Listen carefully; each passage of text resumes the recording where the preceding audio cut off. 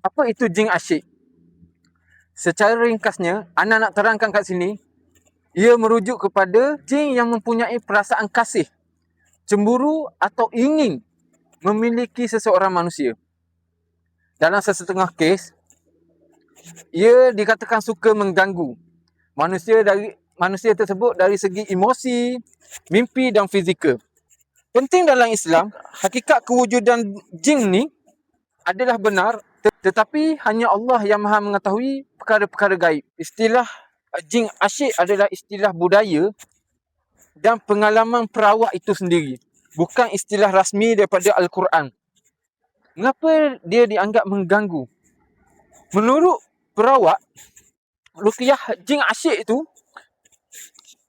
itu boleh menyebabkan emosi tidak stabil, gangguan ketika tidur, masalah rumah tangga dan gangguan fizikal ringan.